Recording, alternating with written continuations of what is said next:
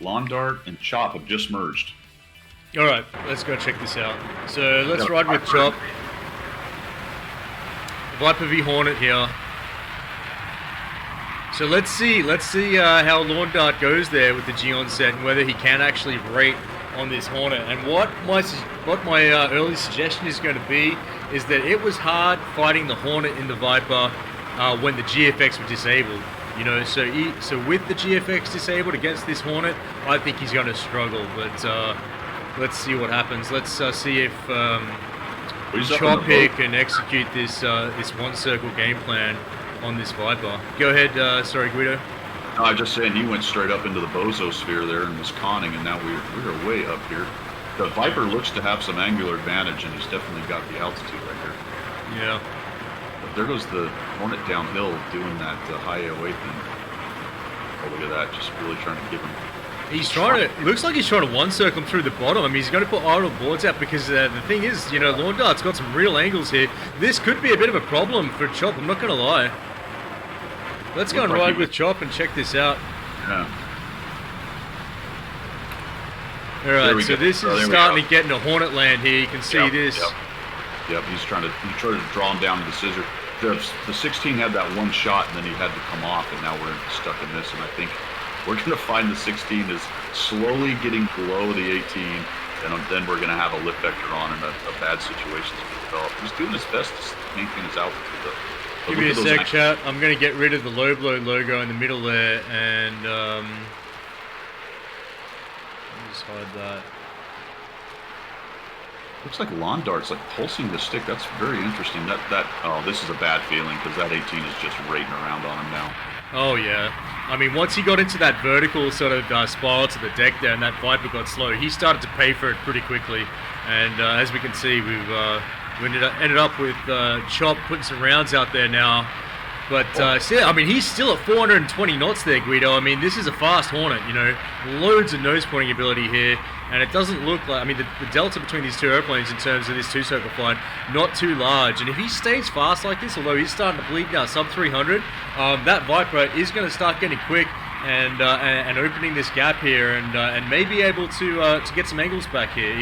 If he plays it smart, keeps climbing, he knows that Hornet is going to not be able to climb and maintain maximum sustained turn rate at the same time. So, you know, possibly a smart game plan by Lawn Dart here. Not his first day in the playground. He's running out of knots. Lawn Dart's about done. What are we sitting at in the Oh dear. He's coming over the top, but the Hornet still has some. Oh dear. This does not look good, does it? 82 knots with a Hornet pointing at you. Oh, that's gonna hurt.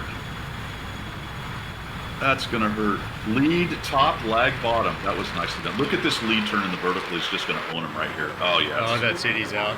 All right, so that's 1-2 Chop there. Well done, Lawn Dart. Not sure why Lawn Dart got slow there. You know, when he started to get into that two circle and climb, and you know, it's hard to judge from where the Hornet was. I thought he was putting the knots on and basically starting to raid around, but he got slow there, and that surprised me. I thought he was gonna, you know, get up to like 500 knots and execute a raid plan in the climb, but just didn't see that materialize, did we? Yeah. While you were talking about the F-18 coming up and calling off the airspeeds, he was not far off from the F-16. The F-16 that was not actually out climbing him that much, and so when there was still some distance, right? So when the 16 topped out and ran at airspeed, the 18 had just enough to keep his nose on, and then lead turn him in the vertical, which is why going up is can be a bad idea if you can't build enough turning room up there. Oh yeah, man. Turning room. And that Hornet, you know, if it gets up over the top and it can pirouette you, and you're below it and you're slow, you are in a world of pain. You know, we've seen that so many times, haven't we? Yeah, it'll just point. All right, Hummingbird, you're right to go, man. Let's see the next one.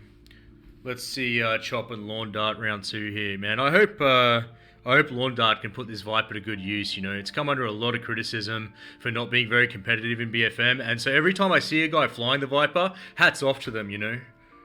Yeah, we got a Viper through the first round, so that's not bad. We got a Viper and an Eagle so far. Yeah.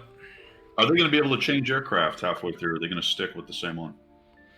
They need to stay with the same aircraft. through the best 2 out of 3, and then if they make it through to the next, it'll be same as folds. They can switch airplanes in the in the next bracket. Yeah. So each bracket needs to be flown in the same aircraft there. Sure. All right. We should. Hummingbird's replied to me in chat here saying copy. So we should see this next fight coming up any moment. What are you expecting to see from Lawn Dart against Chop in this next one there, Guido, with that Viper? And what's Chop in? Chop's in the Hornet. Oh, that's gonna. I don't know. He's gonna have to change his game plan maybe a little bit. Hang on. Why is Hang on. Let me ask Hummingbird. What's going on there, dude? With Here we go. Chop's just jumping back in now.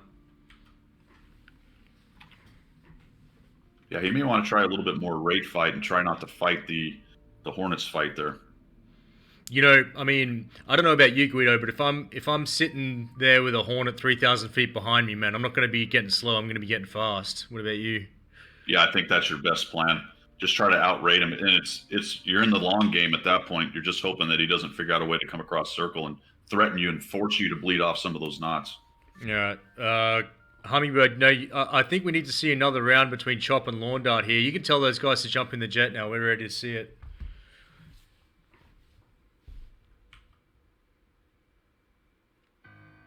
We haven't seen a Mirage yet.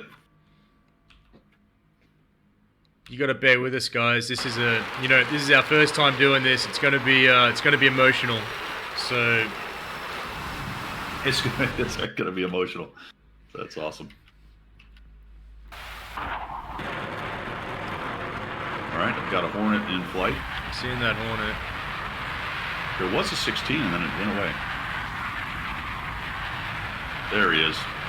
Got them both now. All right. Let's ride with Lawn Dart. I want to see this Viper go to work here. Come on, Lawn Dart. Let's make it interesting. Crowd, man. Yeah, we had the first round was won twice in a row. Let's make the little drama here, Lawn Dart. Let's bring the single seat point fighter legend into the competition here. Here we go. Now, we talked about this, didn't we, yesterday? You said in real life you don't see guys go vertical at the merge. And can you fill us in, Guido, as to why that is? Yeah, generally we're not trained to that because of missiles. That's just a great place to go for heat missiles. But this is BFM with just the gun, so it's about energy management. It can be a decent plan. He's going to come up top, about 300 knots or so? Yep. And so if you're doing some guns-only BFM in real life, are you going to see guys popping flares so that they're sort of implementing that positive training, even though it's a guns-only fight, they're still showing that they're thinking about the Fox 2s? Absolutely. Everything, even whatever we're doing, we try to bring as much of the training into that as we can. Even when we fly Red Air, we do as much blue stuff as we can just for that habit pattern training. Perfect. I mean, even if I went guns only and I had heaters, I'd take them, I just wouldn't call them. So there's a merge and some angles. Yeah, we saw Chop pulling for some lead there, trying to get a shot off, but I wonder. Let's see how much he bled for that. He's back to 3. I mean, he's still fast, dude. He's at 390, 420 knots now.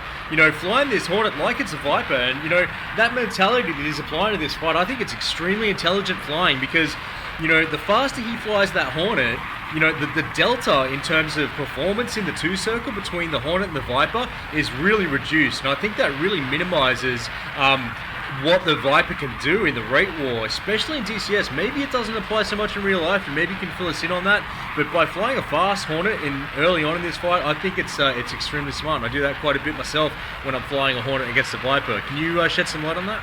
Yeah, man, I don't think they're that far off in performance that if you fly it well, it hurts you that badly. And we can see that playing out right here. I mean, look at him coming around. We're at, we got some 500 knot action going on, though, with the F-16. What's the Hornet sitting at right now? Let's go over He's at 340 right now, so he's bled a bit. He's trying to pull, maybe just to apply some pressure. It doesn't look like he's going into lead. It looks like he's falling back into lag now to build that speed up. The nose coming back down through the horizon. So the speed didn't matter, did it? I mean, it just didn't matter because the Hornet was close enough that when the 16 started turning, all he has to do is come across the inside of the turn circle, collapse the range, and he's right back in the driver's seat. Yep. That's amazing. We're at 453 knots on the 16, and it looks like it's really interesting because he's just sort of hanging back there, waiting for his opportunity. But he's closing in. I can see the range is decreasing here. Yeah. And he's definitely got the nose authority. When he decides to go, you're about to see some platform change. He's going to take a shot here. Oh, yeah. Now, this is the tricky part. You know this. Transitioning from that winning picture with a lot of speed to a gunshot without overshooting, that can be tricky sometimes. Yeah, 100%. That's the benefit of those 3K setups, especially, isn't it? This type of situation. Right, to maintain that so you get into a tree or just making sure you don't... Oh, here he comes. Oh, dear. Oh. Man, they look super close. Did he land some shots there? I think he did, didn't he? I didn't see. Yeah, there's some damage up around the cockpit on that Viper right now. There you go. Yeah, and he's slow again. 200 knots, man. Oh, dear. That was well done. That was well done staying behind him. The 16 just could not force the overshoot. Uh-oh. We're going to have a collision? Holy cow, that was close. And the bunt over the top. Oh, my God, dude. Oh, oh man, if he'd have had a little more... Oh, he punched out. Yeah. No, that was out of control. By the way, dudes, no ejecting, please, because it fills the map with pilots on the parachutes, and they can act as visual decoys in subsequent merges. And we try to avoid that if at all possible, you know. So, no ejecting, please. That'd be awesome. Slick says, out of plane. Yeah.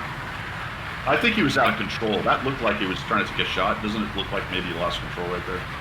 Yeah. So, chops through. So far, we've got play school through and chop through. Nice, all right, nice. Hummingbird. We're ready to see the next one.